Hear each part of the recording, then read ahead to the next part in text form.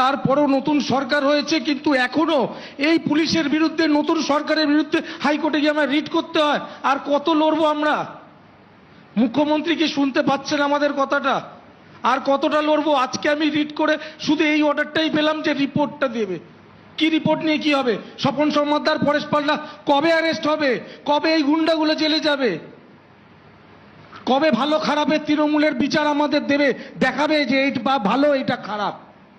তাহলে খারাপ তৃণমূল জেলে নেই কেন? আমরাও বিচার চাই। আমরাও চাই আমাদের ভোট পরবর্তী হিংসার মামলার ফাইল খুলুক।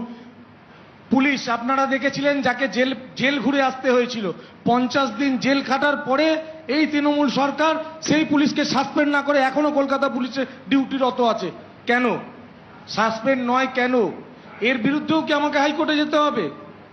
এটাই আমার মুখ্যমন্ত্রীর কাছে বার্তা, শুনুন।